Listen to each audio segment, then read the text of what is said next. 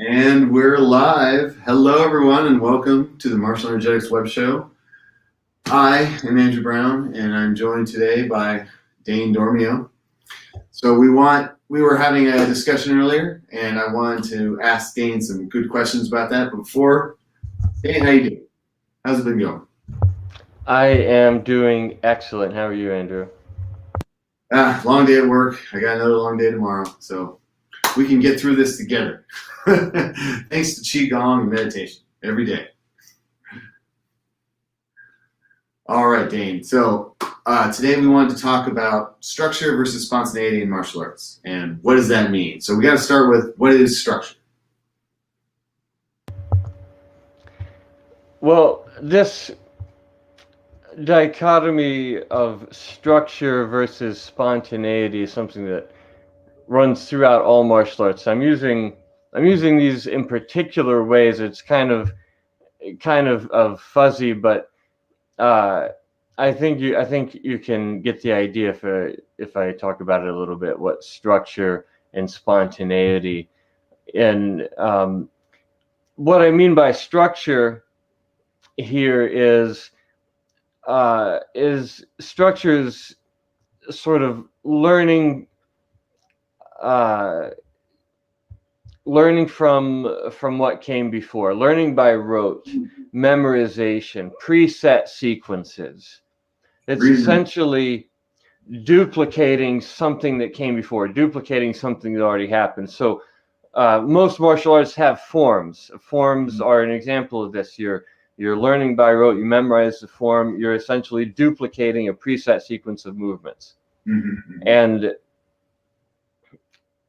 and even on the level of techniques, and almost all martial arts have techniques. A technique is a particular movement that is it's been done before, and you're learning to do it again in that particular way, and that's what defines that movement. So a side kick in Taekwondo, or um, So uh, would you say like a side kick is a basic movement that is shared among many martial arts, and can be done in many different variable, little tiny differences, but for the most part, it's always the kick to the side, even in karate, taekwondo, and wushu. But like these long forms and these more like three combination, six combination, those kind of patterns really define the style versus more than a single kick.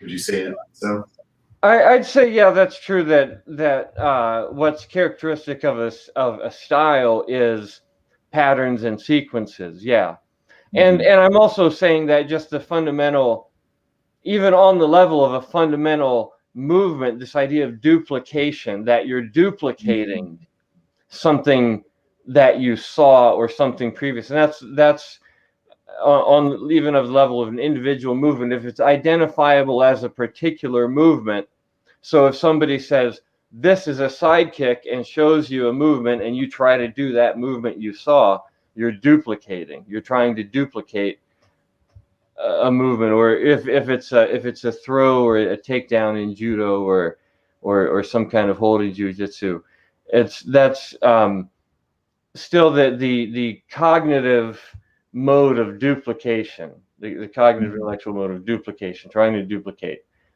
um, something from past experience. That's This is the idea of structure, from the level of individual techniques all the way up to whole sequences and forms, and systems and styles. Okay, so then what So is spontaneity? Since that was structure, what is spontaneity? so spontaneity is the quality of being guided by sensation and arising in the moment. Mm, mm, It's and one way of getting at this distinction is movement versus movements. okay. There are two senses of the word. Like, if you if you do a movement that's a particular movement, a particular technique, or something you're trying to duplicate, it's a, you know, it could be a dance move, or it could be a martial arts technique, or whatever. That's a movement. But if you're just moving, you're making a movement. It's not, you know, it's not a movement. It's just movement. So those two senses of the word, if you're just moving, if it's just movement, that's spontaneity. If you are doing a movement, that's structure. Okay, I see what you're trying to say.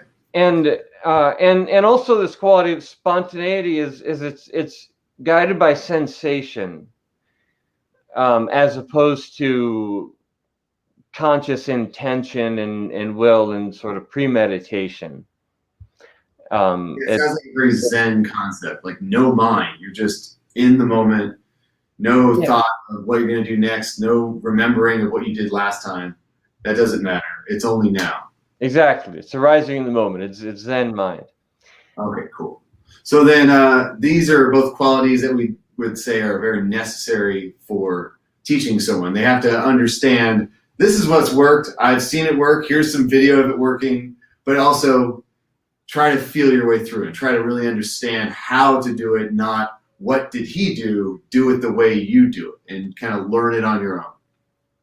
So how do we instill those kind of, what kind of problems arise from not having these kind of skills taught properly and taught well? Yeah, well, the important thing about these is that I refer to this as a dichotomy between structure and spontaneity, and it's not that one is good and the other is bad, or one is right and the other is wrong. It's a particular yin yang dualism. It's a particular dichotomy. They're both necessary. They're complementary, and learning, progressing in along one's path is both are necessary, and for teaching, both are necessary. And so there, if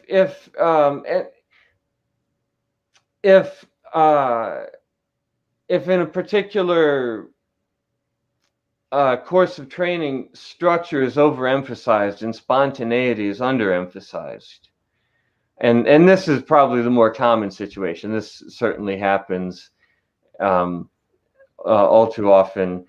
Then for one thing, a person can become style bound.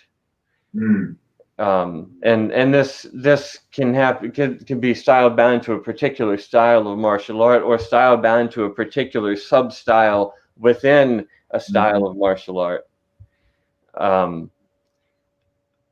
And there's a lot of politics in martial arts, just in case anyone doesn't know. A lot of people get really upset if you use their name without their permission. Well, what I'm specifically referring to is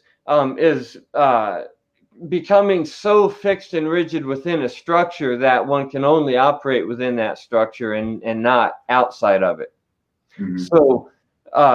So for example, using Taekwondo as an example, if you get so good at doing the movements of Taekwondo that you can't move outside of, the only thing you can do is Taekwondo movements, basically. It's you can't move outside of that framework and that sort of structure of movement. Well, I would make the argument that I don't move outside the structure of Tai Chi. Well, I always strive to be in that structure. This is opening up a whole other dimension. But the particular kind of defect that comes from overemphasis on structure is becoming so locked into or out of a particular way of moving that you can't change that. It becomes automatic, unconscious, unavoidable, and essentially your training sort of it becomes a form of limitation. Okay. And a perfect example of this is in dancing is people who say, and I heard a lot of kids in China say this, oh, I don't know how to dance. I can't dance. I don't know the moves. I don't know any moves. And I'm like, you don't have to know moves. You got a body, you move it. Like, that's it. You know, you're dancing. That's an example. Like, if overemphasis on instructors, oh, I have to know dance moves in order to dance. No, you don't. You just have to move your body. That's spontaneity. And in a martial arts context, the fundamental glitch that this leads to is it'll cause you to freeze if and when you encounter something that is outside of your framework. If there's and that's the more common thing by far in martial arts. However, it's also possible for if there's no structure and all spontaneity, there's a possibility of getting stuck in dead ends and plateauing and kind of there's all kinds of stuff you'll just never discover on your own. Just like learning mathematics, which is a body of knowledge that's been accumulated and added to over centuries and millennia by all kinds of humans doing all kinds of exploration and recording the results of their explorations. You couldn't rediscover calculus just on your own spontaneously. You know, in one human lifetime wouldn't be possible, starting from first principles, whatever. But learning those tools, then you're free to spontaneously improvise and use them. Similarly with music, when you learn how to play, then you can when you learn the notes, you can improvise. So there's if you're just exploring on your own and you don't have a community, you don't have teachers, you don't have you're not learning from the accumulated knowledge of your forebears, then it can get really stagnant. Yeah, it's like they say in Buddhism, if you don't have a group, a meditation group, you can go off in a different directions and you can get lost out there because there's so much to learn, so much to discover, and you need a little bit of help to get through some of those blocks. It is important to explore on your own. It's always important to do that, and it's also important to learn from teachers and to have a group, a community to train with others. It's and because that's the only way you'll discover your blind spots. Good point. Yeah. Well, also having your buddies to fight with you, to spar with you, that's how you really learn. You need that human contact, or I'm just fighting the air and I'm practicing moves against the thing I'm looking at, but there's no person there to resist you, to make contact with you, to really teach you how it feels to do the technique. Because that's the whole point. If you're doing it with another person, you're not going to feel the technique ever. You'll just be moving through the air. Right. Martial arts is by nature a hands-on activity. Yeah, and it's definitely tough during these times. So get a training partner who you can trust, if you can, if you're lucky enough. So the last thing I wanted to ask, Dane, was how can we teach and practice these qualities?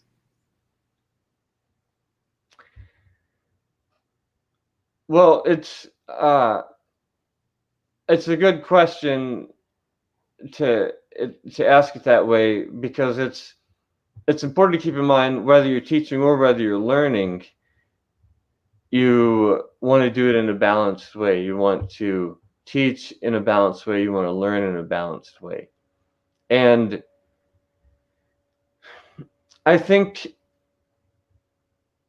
a really good guideline for integrating both of these into training curriculum is that the learning should be both kinesthetic as well as cerebral. Mm-hmm. Mm-hmm. Because kinesthetic knowledge is more spontaneous, cerebral knowledge is more structured, and they're both important. If you understand the principles cerebrally but not kinesthetically, you can explain them, Mm-hmm. but you can't demonstrate them. If you understand them kinesthetically but not cerebrally, you can demonstrate them, but you can't explain them. I got you. Theory and practice together. It's important that you are learning both kinesthetically and cerebrally, so that you can both demonstrate and explain, and both should be equally involved in the training process and the learning and teaching process. Yeah. All right. Well, thank you very much for that, Dane. And I know we've all had teachers of various kinds that had a deficiency one way or the other, that they could do it but they couldn't explain it, or they could explain it but they couldn't do it. Actually, that's a great point. My first Tai Chi teacher, she didn't like to do push hands. It just wasn't something she enjoyed doing or practicing. So we just rarely ever did it. Only when some other teacher would be coming by for a seminar, we'd learn push hands for a little bit. So we'd always be doing the form and practicing the moves by name. And we learned it really well in the air. We learned the choreography really well, but we never did it with people. It took me a long time before I found other groups and I started to actually feel what Tai Chi feels like and feel the techniques. So yes, I totally agree. We gotta have both. If you don't have both, you don't really have it. You got a sliver. Right. All right, Dane. Well, thanks so much for teaching us tonight. And where can people find you? Well, if you are watching us on YouTube or Facebook right now, it's a great place to follow us. You can certainly reach out to us through Facebook, and we look forward to having you join us on this lifelong mind-body mastery journey. Yeah, definitely. It's a great one. I highly recommend it. Awesome. Thanks, Andrew. All right. Have a good night, everybody. Peace.